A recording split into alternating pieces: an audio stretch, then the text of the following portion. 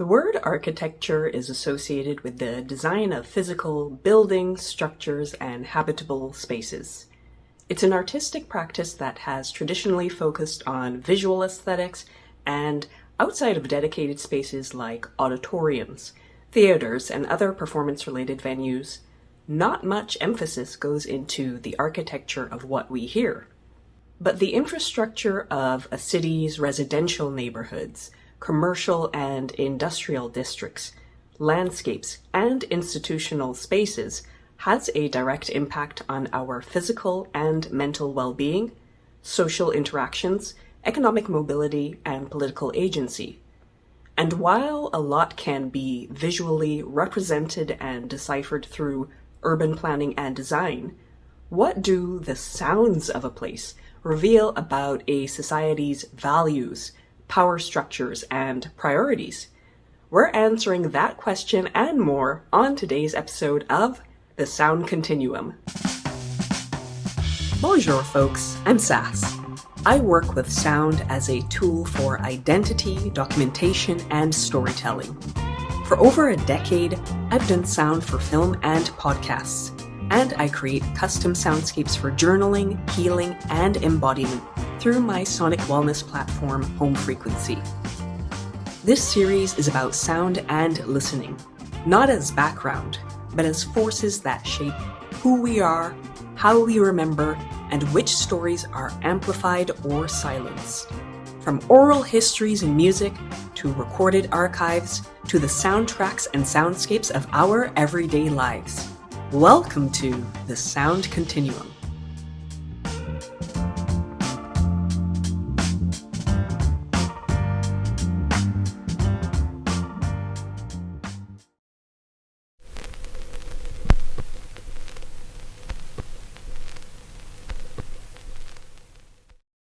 Today's topic of sonic architecture is part of our overall exploration of the theme of resonant spaces, which we're focusing on inside of our Home Frequency community. I was inspired to tackle this topic after recently moving into a new apartment, and one of the first things that stuck out to me was how quiet the ambience of the space is, especially in comparison to the construction noise that had become an anticipated weekday occurrence at my previous place. This apartment's ambience reminds me of the calm stillness that one experiences in library environments, and it has shifted my energy and motivated me to be more mindful. I started doing things like eating my meals without watching a YouTube video and not feeling the need to play music or a podcast in the background. In reflecting on these subtle behavioral changes, it was a reminder that the sounds that surround us are not merely background noise. They are part of the sonic architecture of our society that help to influence how we feel, how we behave, how we interact with others, and whose voices are heard.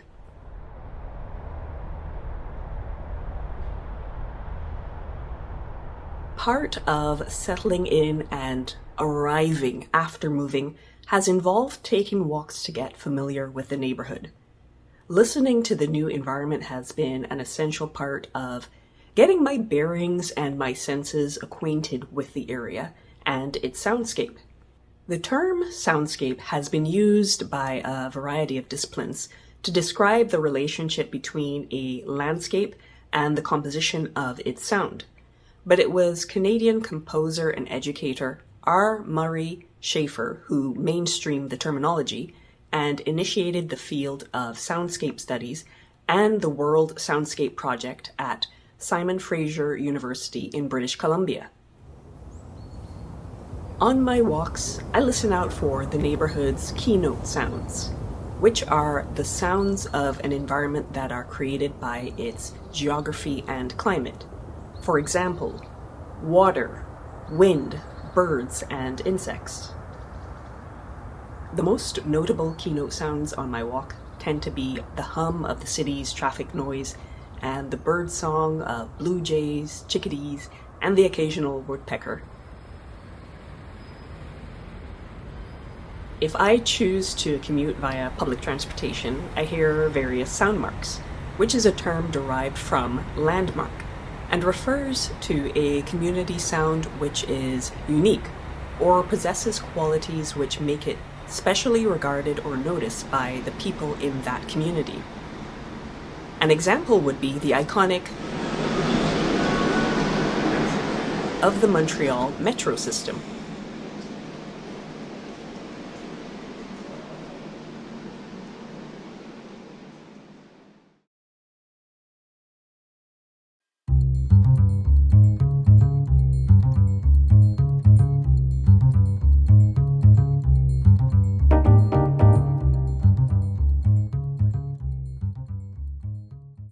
Sounds like traffic noise, bird song, or the garbage truck that comes on a specific weekday are part of a location's soundscape ecology, which is the unique acoustical environment created by these three categories of sound. Biophony are the sounds generated from biological organisms, such as animals. Geophony are sounds generated from geophysical sources, such as ocean waves. Anthropophony are sounds generated by human activity, such as construction noise. All of these sounds subconsciously provide a sense of familiarity and safety because they orient us to our environment and shape the rhythm of our everyday lives.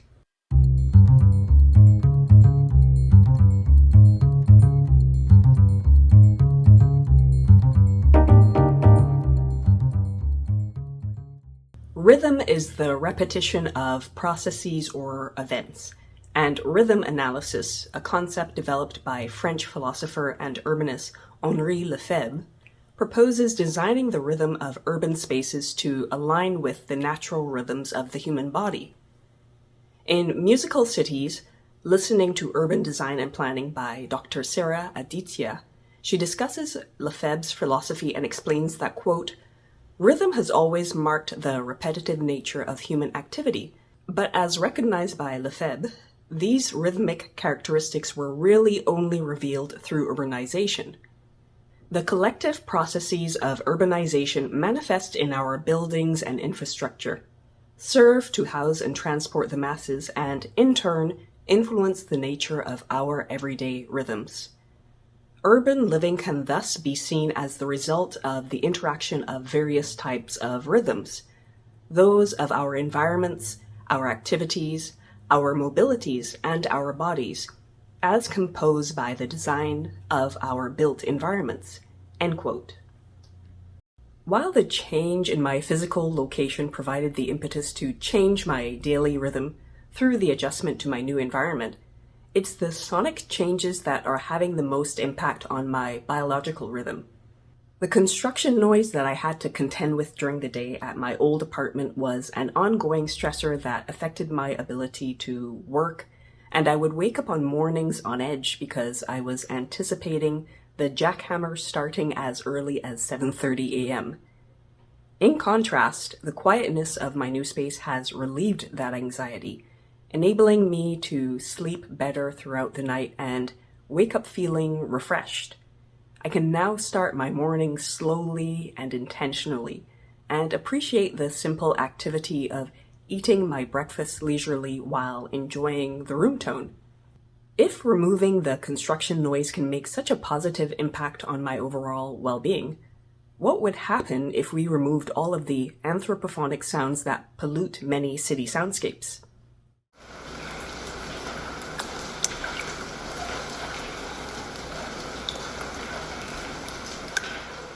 Homo Sapiens is a feature-length documentary directed by Nicolaus Geierhalter, which is composed of a series of wide, static shots showcasing abandoned locations across the United States, Japan, and Europe. The title is a bit paradoxical because although humans are never visibly present in any of the scenes, their energetic presence is felt throughout the entirety of the film. The film opens up in what appears to be a dilapidated auditorium, with the sound of rain falling on concrete, before cutting to shots of an abandoned parking lot where the rain continues to fall. Within the first 10 minutes, I understood the story was essentially going to be a montage of physical spaces without people. And while my attention did waver from time to time, overall I found both the film and its soundtrack engaging.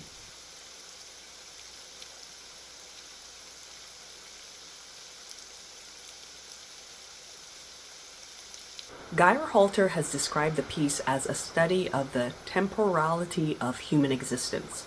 On the one hand, the abandoned buildings, infrastructure, and other human-made creations convey evidence of an industrial past in which there was a frenetic pace of development and expansion. As a viewer watching the film in the present day, the visuals provide both a real-time representation of the ongoing destruction of our physical environment through events like war and urbanization, while the absence of humans serves as a premonition for what's to come in the near future, if humanity continues its cycles of creation and destruction at the current pace. Reviewers of the film have used words like dystopian, post-human, eerie, and haunting to describe it, which was surprising to me at first, because I had the opposite reaction. Despite the scenes of ruin and decay, I had a sense of hope in seeing how Mother Nature was adding new life to these ruined spaces. Locations such as the Fukushima nuclear site in Japan, or abandoned apartment complexes covered in new plant growth, showed that, in the words of Jurassic Park's Dr. Ian Malcolm, I'm simply saying that life finds a way. The film's sound design was crucial in adding to the sense of Mother Nature reclaiming and revitalizing her spaces. The use of natural ambient sounds such as wind, rain, and insects, without the interference of music, voiceover, or dialogue, elicited a feeling of peacefulness. That observation made me ponder, what does it say about humanity's overall existence and anthropophonic contributions for nature itself to sound and feel more peaceful without our physical presence?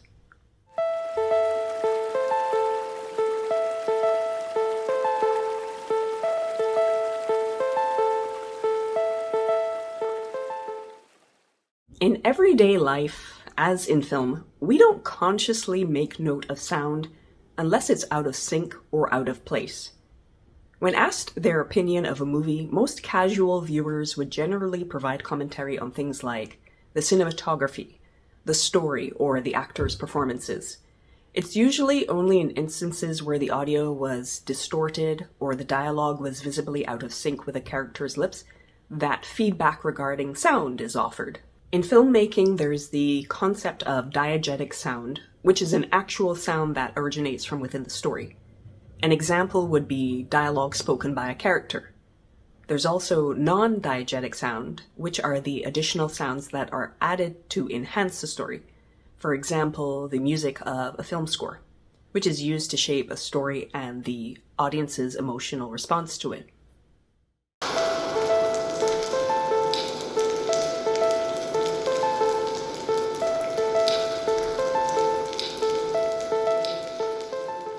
Homo Sapiens showed that humans and all of our accompanying anthropophonic noises are essentially the non-diegetic sound sources of the world.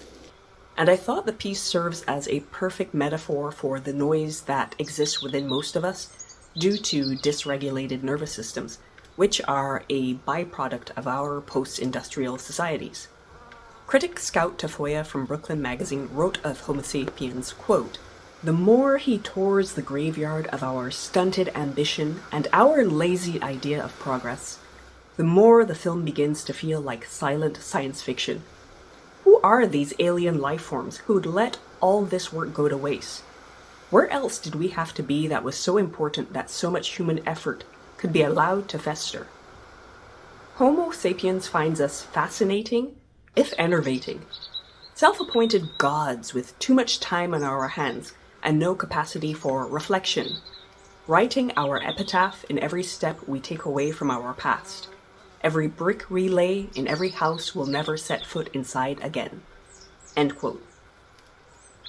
Today, more and more people live and work in cities, and their senses are constantly overstimulated by traffic noise, bright lights, billboards, and screens.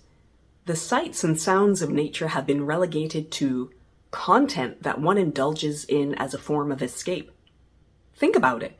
What are some of the most popular tracks on meditation apps? Nature sounds like water flowing gently in a stream, or rain falling on leaves in a forest. So if human-made sounds are the non-diegetic elements of this overall soundscape we call life, how can we modify our sonic contributions to make our cities sound more in tune with nature, and thus return to being more in tune with ourselves? This is where urban planners, urban designers, and architects come in.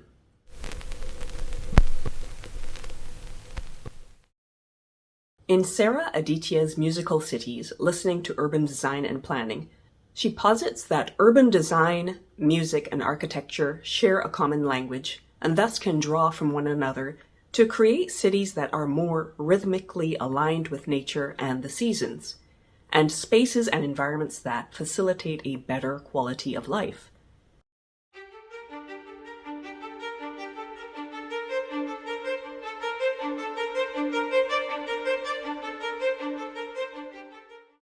Rhythm was defined earlier as a repetition of processes or events, and the rhythm of music is comparable to the rhythm of our daily routines.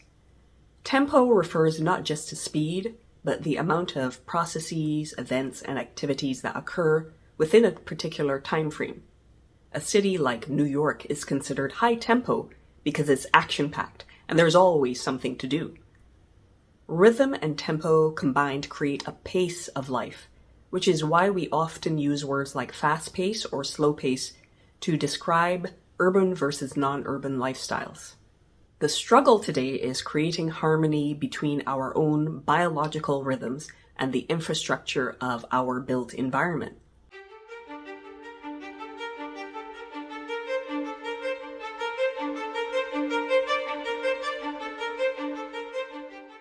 If you've ever listened to a piece of music and found yourself bopping along to the beat, this synchronization is an instinctual response that occurs due to a process known as entrainment. The same process occurs when our circadian rhythm aligns to the rising and setting of the sun, helping us to regulate things like our sleep, moods, and digestion. Entrainment explains the improved sleep and slower pace of my morning routine, as I have synchronized with the quieter, slower pace of my new environment.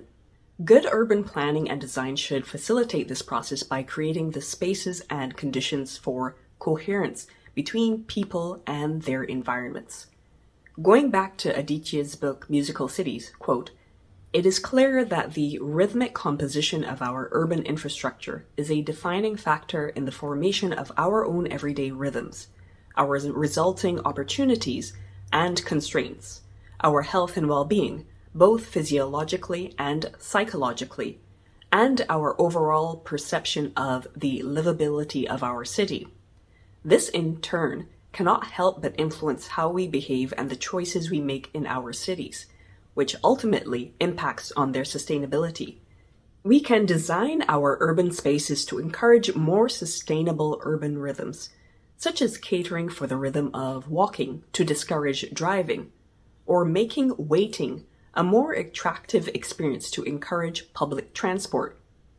As a result, we would not only reduce energy consumption, traffic congestion, and air pollution, but also improve our overall health and well-being. By composing rhythms for people, we are ultimately composing more sustainable rhythms for our natural environment as well." End quote. And now, a musical interlude.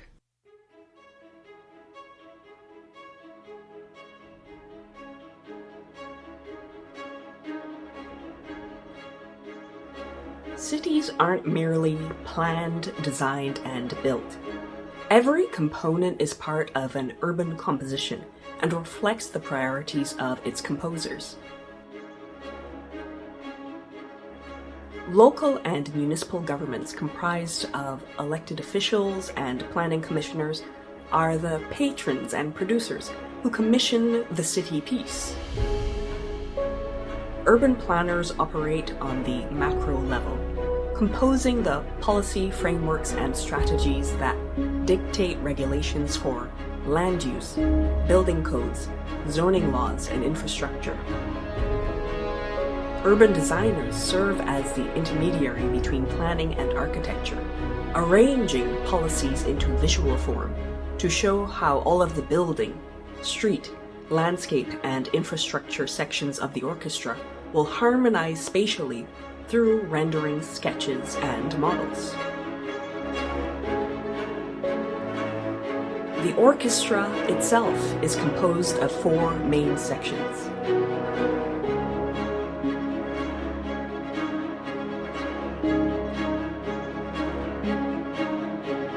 The woodwinds add character through parks, schools, cultural and communal spaces. A bold brass section of civic institutions, government buildings, and financial centers heralds the city's identity and direction.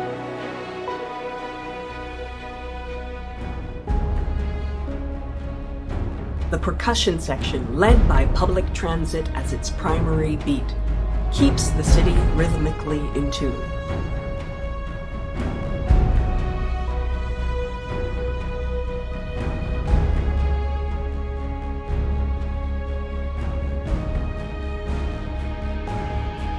And lastly, the string section of residential areas and neighborhoods of families provide the emotional backbone and continuity for the city's evolving story.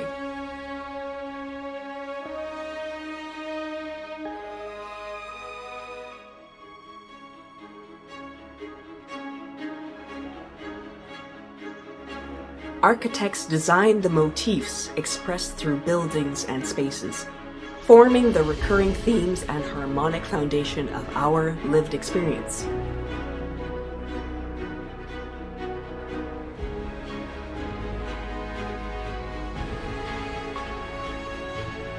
A city like Montreal has distinct neighborhood ensembles like Mile End, Little Burgundy, and Chinatown.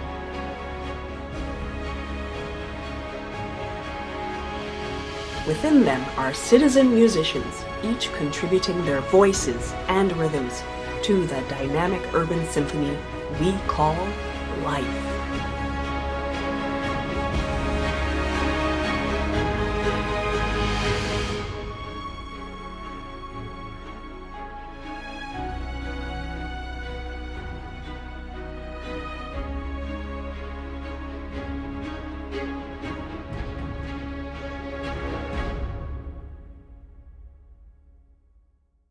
We've seen an overview of the composers, musicians, and instruments that shape the planning and design of our cities.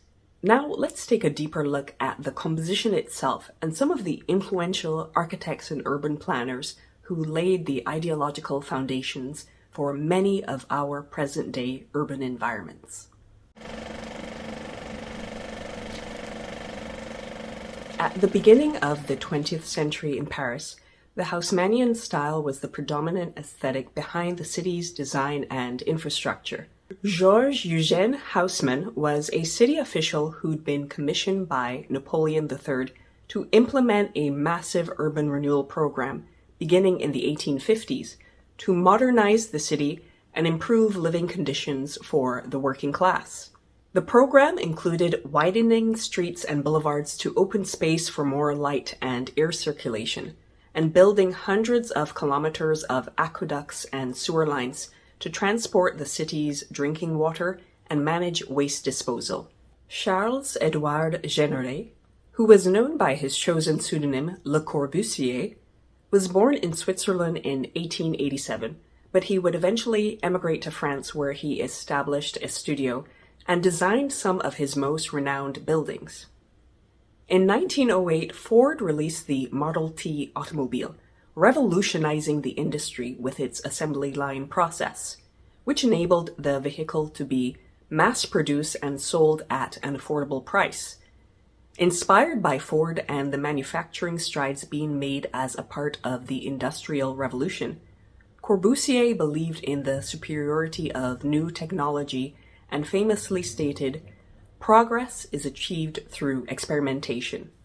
In 1925, he unveiled his Plan Voisin at the International Exposition of Modern Industrial and Decorative Arts. It focused on the development of functional, standardized housing that would be reproducible on a mass scale. The plan called for the demolition of whole sections of Paris's historic right bank in the 1st through 4th arrondissement, including Le Marais district, which had maintained much of its medieval architecture. In its place, Corbusier desired to construct his vision of a modern, efficient, utopian city based on a zoned grid system separating residential, commercial, industrial, and green spaces. The highlight of the plan were 18 60-story cruciform skyscrapers that would combine residential and office spaces. Corbusier's design philosophy was that the house is a machine for living in, and he based it on a foundation of these three principles: soleil, espace, verdure, sun, space, and nature. In building vertically, the goal was to free up space on the ground for recreational and green areas. This also tackled the problem of the narrow, dark streets and housing that had caused overcrowding and limited sunlight, resulting in the proliferation of diseases like cholera and tuberculosis. The plan also recognized the mainstreaming of the automobile and included a network of highways and roadways that connected the city at key points. The Plan Voisin was met with everything from horror to hostility by architectural peers, government officials, and preservationists. According to the site Rethink the Future, quote, critics argued that the demolition of buildings would erase centuries of architectural and cultural history, replacing it with a cold, mechanical landscape, lacking Paris's human scale and organic charm. They also argued that the cruciform towers and the rigid grid system would feel monotonous and lack the diversity of traditional neighborhoods that Paris naturally possessed. End quote. But with the destruction of Paris during World War II, city officials would find themselves in need of an urgent solution for rebuilding and housing a population that steadily increased during the post-war baby boom. In watching the Slice Who documentary, Rethinking Community Life with architect Le Corbusier, it suggested that Corbusier and some of his modernist peers were pretty enthused about the wartime leveling of the city, because the historical preservation argument was literally demolished, leaving a large blank canvas for ambitious architects to redesign the city from the ground up.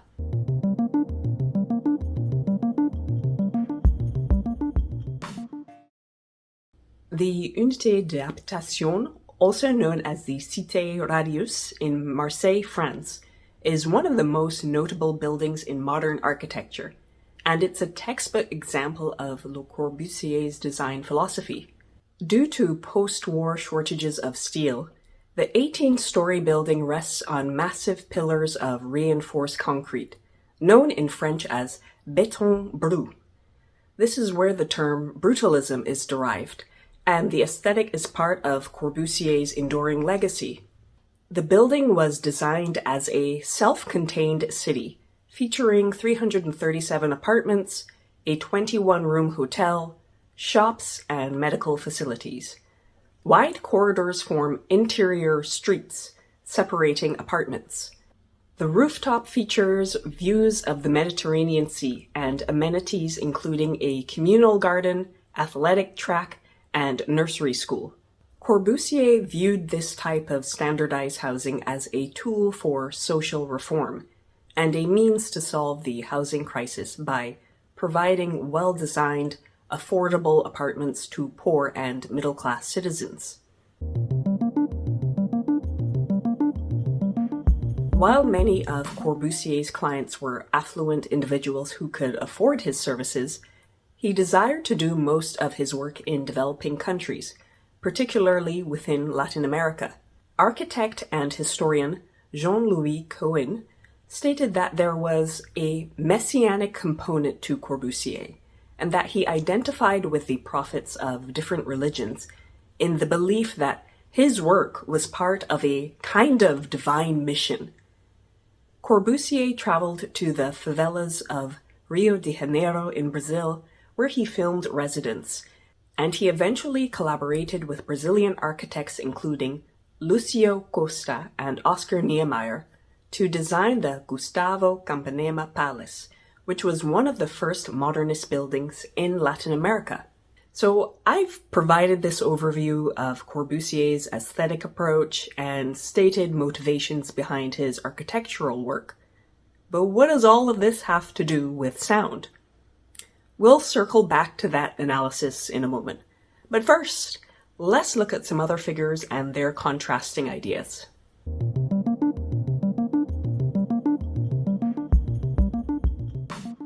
The Canadian documentary City Dreamers, directed by Joseph Hillel, profiles 4 pioneering women in the fields of architecture, urban planning, and landscape design.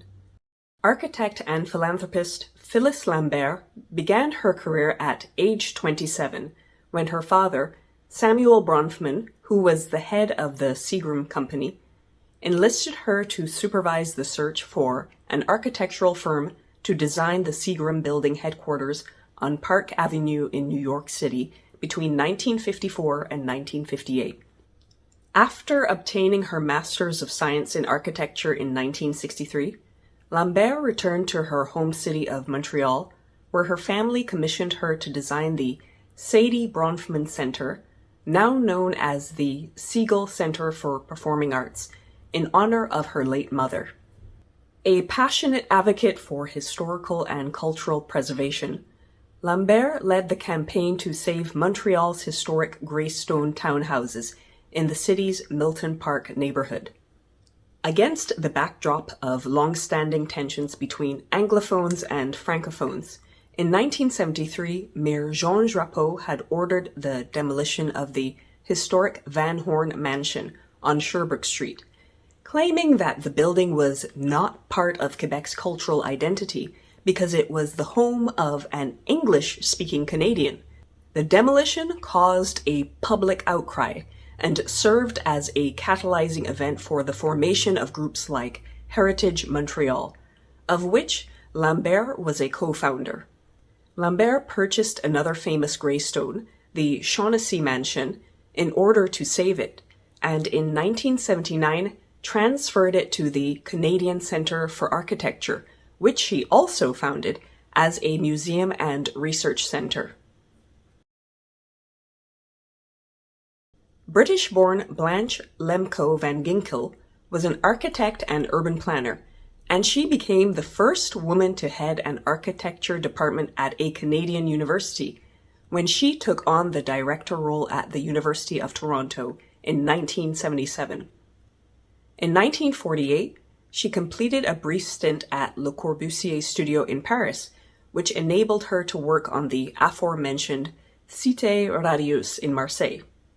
Ginkel's most notable works include designing the master plan for Montreal's Expo 67 World's Fair and spearheading efforts to save Old Montreal from demolition after the city proposed the construction of an expressway that would cut through the historic district. Landscape architect Cornelia Oberlander's early career was devoted to public housing projects, where she prioritized the incorporation of playgrounds and community vegetable gardens into each project. In 1964, she received a call to design the playground for the Children's Creative Center at Expo 67. Hahn envisioned designing a playground that raised awareness about the importance of play for children, and she opted to forego the use of standard catalog playground equipment. According to the Canadian Centre for Architecture site, quote, she based her design on children's spontaneous exploration to encourage self-motivation and creative play. The playground included a rolling terrain, looping paths, a wobble walk made of short logs embedded in the ground, a canal, and giant wooden building pieces and a rocking boat in water replaced static sculptures. At the center of the playground was a grass mound with an interior cave and a high wooden platform only reachable by a commando rope. A 40-foot-long circulating water channel was situated in the east section of the playground and included 2 small islands linked by bridges, but was narrow enough to allow children to jump over it." End quote. Denise Scott Brown was an architect and urban planner who, despite growing up in Johannesburg, South Africa during the apartheid era, had childhood experiences that enabled her to travel and interact with people from diverse backgrounds. And this upbringing is reflected in the social and political consciousness that was a through line in her work. While living in Philadelphia in the 1960s, Scott Brown, along with her husband and business partner Robert Venturi, were the architectural firm chosen by housing activist Alice Lipcomb and other members of the Citizens Committee to Preserve and Develop the Crosstown Community to advocate for the predominantly black district of South Street. After the Civil War and issuing of the Emancipation Proclamation, South Street developed into a flourishing neighborhood for black businesses and the community. And during the 20th century, the area saw successive waves of immigrant populations, including Irish, Polish, and Italians, pass through.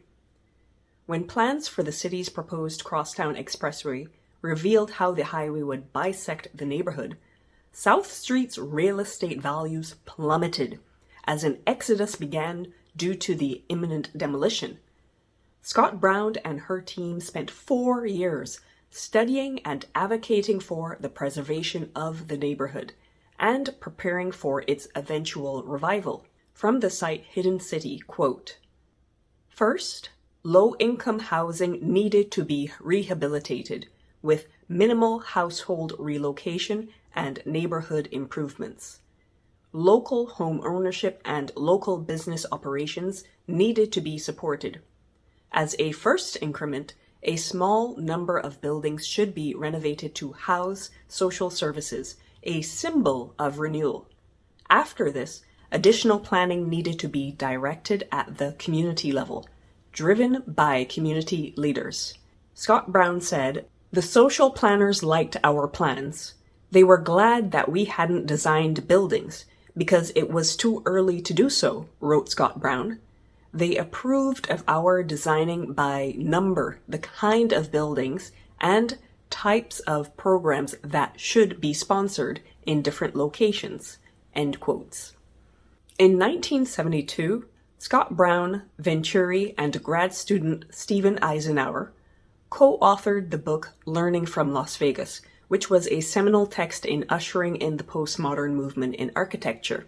The book caused an immediate stir in the architectural community, with its critique of modernism and the categorization of 2 architectural concepts, duck and decorated shed. A duck is a building which has a shape and structure that represents the building's function and conveys meaning. And the name was inspired by the Big Duck building in Flanders, New York, where ducks and duck eggs are sold. Hence, the duck shape explicitly provides context for what occurs inside this building.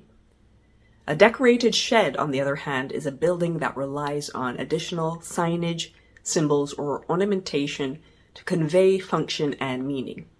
Think of big box stores, which are usually warehouses that rely on the brand signage and logos to distinguish themselves from each other. Modernism eschewed these types of signage and ornamentations in favor of grandiose utopian designs like Corbusier's cruciform towers. In Learning from Las Vegas, Scott Brown and her colleagues used data, photography, and film to showcase the merit of everyday signage and ornamentations in defining a city's visual aesthetics and curating overall meaning. In his New Yorker piece reflecting on the 50th anniversary of the book's publication, Christopher Hawthorne wrote for the New Yorker, quote, "Above all, learning from Las Vegas argues for a curious and open-minded anti-utopianism, for understanding cities as they are rather than how planners wish they might be, and then using that knowledge systematically and patiently won as the basis for new architecture. Learning from the existing landscape is a way of being revolutionary for an architect," the authors wrote, "not the obvious way, which is to tear down Paris and begin again, as Le Corbusier suggested in the 1920s, but another, more tolerant way, that is, to question how we look at things." End quote.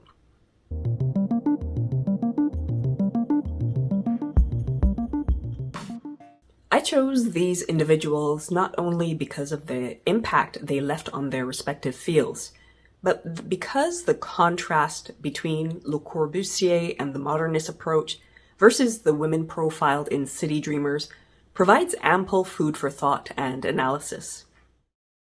The first glaring observation that stood out to me was the Modernist disregard for cultural and historical preservation, and I'm specifically referencing the Le Corbusier documentary, where it stated that Corbusier and some of his peers welcomed the bombing of Paris during World War II because the destruction could provide an opportunity for them to rebuild the city according to their own design.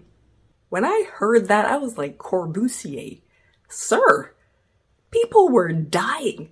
You were already out here with your T-square and compass salivating at the chance to erect your metaphorical cruciform building?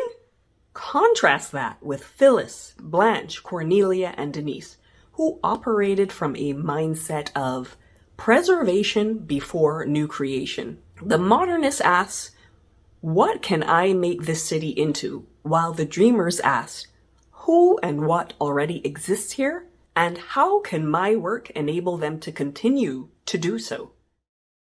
There's a certain irony in Corbusier's Cité radieuse design, and how in many ways it represents the opposite of his three principles, sun, space, and nature. Because in constructing an artificial city within a city, in a rectangular box made from concrete, elevated on pillars above the ground, he cut residents off from those very things as they naturally occur in the environment. And that prompted me to think of the sonic implications of the building. Because if the majority of the residents' daily rhythms and routines are contained within the parameters of this building, their exposure to a variety of biophonic, geophonic, and anthropophonic sounds is limited as well. If people don't need to go out into an actual street to shop for groceries or to the pharmacy to pick up medication, how often are they hearing birdsong or leaves rustling on a tree? Hell, even the annoyance of an occasional car horn. While it's arguable whether anthropophonic sounds are necessary, given the diegetic versus non-diegetic discussion of Homo Sapiens in Chapter 2, I would be interested in hearing the soundscape of the building as you ascend to the highest floor. Because hearing natural ambience is important to finding rhythm with one's environment. And I'm curious how much the concrete and elevation above the ground impacts one's entrainment to the surrounding environment. Another topic that stood out to me was the modernist obsession with efficiency and the belief that technology can be used to create some sort of utopian society.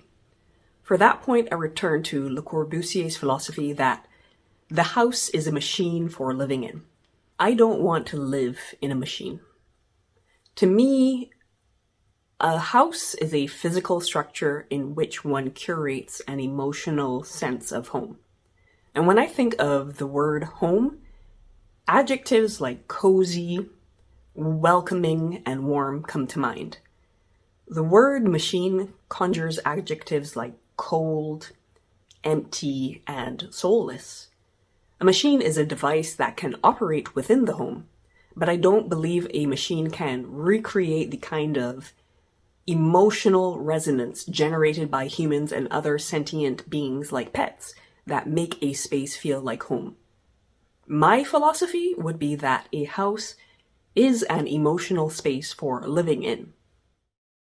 In my opinion, Le Corbusier's messianic desire to improve living conditions for the working class represents a kind of white savior paternal urbanism that is reminiscent of the colonial mindset. While his intentions might have sounded noble on paper, I think the World War II example shows that he was ultimately acting in his own self-aggrandizing interests. Le Corbusier and the Modernists made me draw parallels with today's Silicon Valley tech bros and venture capitalists who prioritize optimization and technological advancements without regard for the long-term societal repercussions. Think of how social media was supposed to connect us all to one another and has instead resulted in an exponential increase in reported loneliness. When you operate from a stance of progress at all costs, you may wind up with software, infrastructure, or systems that function. But for what purpose? And for whom? Going back to Dr. Ian Malcolm from Jurassic Park. Just were so preoccupied with whether or not they could, they didn't stop to think if they should. I think the most interesting insights spurred by this episode's research material are the differences between genders in their approach to urban planning and design. When we look at how our world is architected, whether visually, sonically, or bureaucratically, everything is constructed to amplify the male voice, the male gaze, the male perspective, which has translated to society's physical, social, political, and economic infrastructure being built on an ideological foundation of containment and control of everything and everyone, and for systems like patriarchy and capitalism. Cité radieuse is a physical manifestation of this in Corbusier's desire to contain and control all of the routines of urban life within the walls of the building. On a larger scale, we live with the disharmony and destruction caused by this arrhythmic design, such as ongoing wars, poverty, climate change, and chronic disease. Rather than the Homo Sapiens documentary serving as some kind of dystopian harbinger of the decline of humanity, I choose to view the film as a reminder of what would happen if society was architected to amplify female voices, the female gaze, and female perspectives. The film's static visuals and immersive sound design serve as a reminder that Mother Nature herself is the ultimate example of well-designed infrastructure that supports life in its natural cycles of creation, preservation, and decay. And that without humans and our interference, everything in nature operates efficiently according to its own internal rhythm, because everything has already been designed to do so. There's nothing for us to optimize.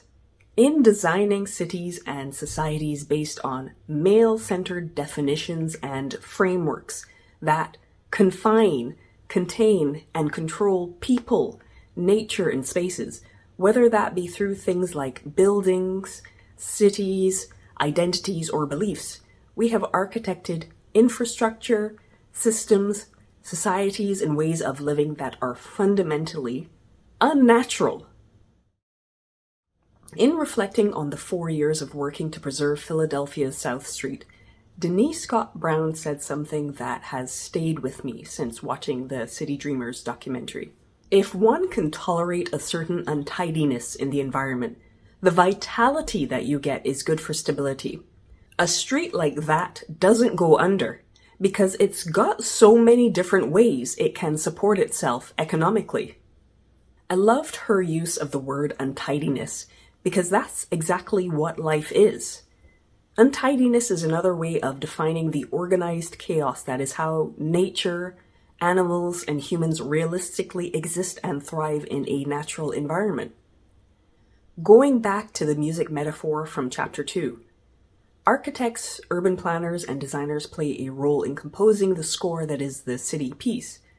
But each one of us is a musician tasked with interpreting that piece. Le Corbusier, the Modernists, governments, planners, and designers have provided sheet music for Beethoven's Symphony No. 9, without accepting that society is essentially a collection of jazz ensembles. People are going to improvise. They envisioned and designed for a society that operates like this.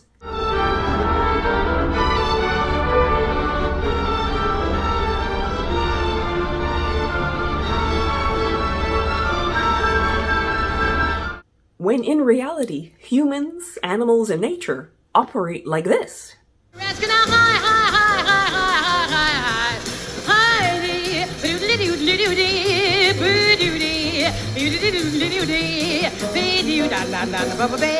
If you rely solely on efficiency and technological progress at all costs, you're no longer designing or planning for people, animals, and nature to live and thrive as they are physiologically designed to.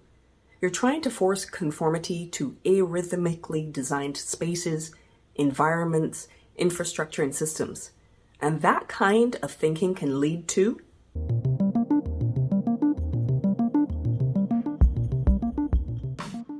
a sound mark is a shared cultural memory because it's a sound that is unique to a place and it contributes to a collective sense of identity, belonging, and rhythm. While the term gentrification refers to the physical and economic displacement of people that occurs in lower income neighborhoods as wealthier individuals move in, sonic gentrification can be thought of as the erasure of the sound marks that occurs as neighborhood demographics change. The site Sustainability Directory explains that, quote, "It's not just about changing buildings and demographics. It's about changing the very sounds that define a place." This description is crucial because sound is not merely background noise. It's integral to our experience of place and community. The significance of sonic gentrification lies in its impact on the quality of life, community cohesion, and even cultural identity of a neighborhood. End quote. I think sonic gentrification is often the first phase before the physical gentrification process begins. The proposed South Street Philadelphia Expressway serves as an example because it was a neighborhood that was crucial to the post-Reconstruction life and rhythm of the Black community. And the city's initial plan to construct a highway to bisect the area is one example of sonic architecture in the form of physical infrastructure. In the City Dreamers documentary, Denise Scott Brown noted that the atmosphere of South Street was derived from the interactions like residents going door to door of the different businesses or stopping to chat with one another on the sidewalk in a unique composition of conversation, culture, and commerce. Had the expressway been implemented, that composition would have fundamentally changed. As longtime residents fled the area due to plummeting real estate prices, the specific rhythms, routines, cultural ambiances, and voices of those Black residents that had come to define South Street would have been eventually silenced.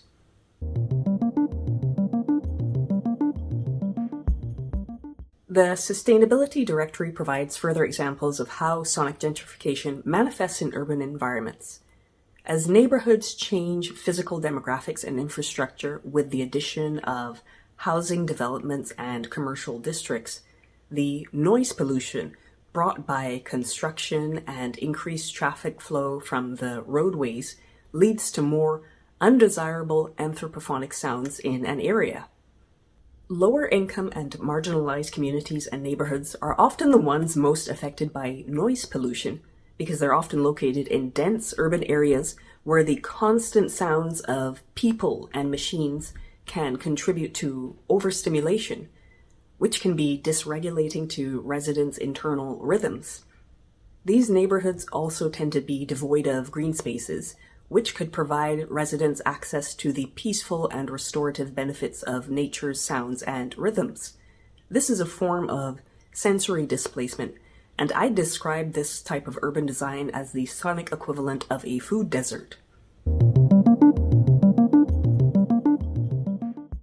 The message I want to impart with this exploration of sonic gentrification and the politics of sonic architecture is that, as highlighted with the film examples, sound is usually an afterthought, something we notice when it's out of sync or distorted. But sound is half of the movie viewing experience, shaping the story, your emotions, your perspectives. So I hope this video inspires you to look beyond the visual aesthetics of the spaces and environments you inhabit, to be curious about the planning and design philosophies behind them, to examine the literal and figurative infrastructure, to listen in to what is being amplified, and more importantly, decipher who or what has been distorted or silenced. If you remember Denise Scott Brown's quote about the revival of Philadelphia's South Street, before designing buildings for the neighborhood, the first thing she and her team helped the Citizens Committee to do was plan for renewal by focusing on supporting the continuation of local home ownership and small businesses. Sonic architecture begins with an awareness of the sounds that already exist, and it culminates in stewardship, participation, and intentional design. Step 1. Observe the composition. Think of the city dreamer's approach of preservation before new creation. So before attempting to change a space or build something new, take the time to observe, understand, and document the composition that already exists. Ask the questions. What is the soundscape ecology of the place, including keynote sounds and sound marks? Who are the dominant voices? This could be culturally, politically, socially. Which rhythms structure daily life? On a personal and communal level. And what has been preserved and what has been silenced? That could be in the form of physical buildings and infrastructure, and also the stories that these places hold. Step 2. Identify the rhythms entraining you. We are constantly composing habits, rituals, and systems in the form of morning routines, commutes, work and social commitments, seasonal festivals, and events. So take a moment to ask yourself, what rhythms do I contribute to, and which ones do I want to amplify? Step 3. Design for relationship, not control. Le Corbusier and the Modernists designed from an approach of efficiency and a singular focus on progress at all costs.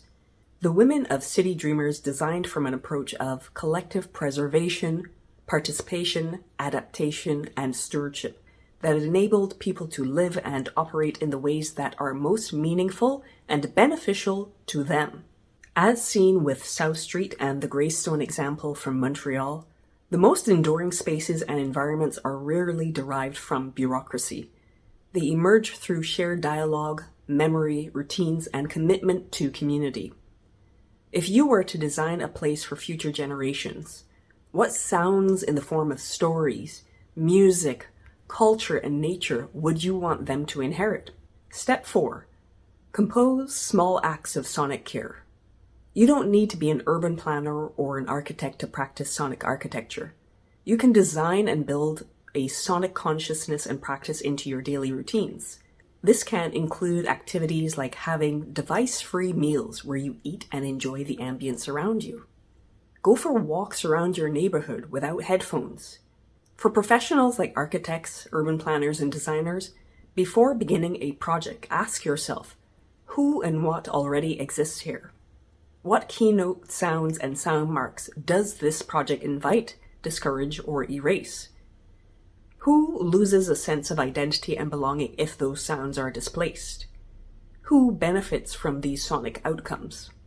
So in summary, sonic architecture is a practice of listening to what already exists, interpreting what values and priorities produced these sounds, designing the types of rhythms, relationships, and experiences that you want to cultivate individually and contribute to collectively, and stewarding all of these things with care.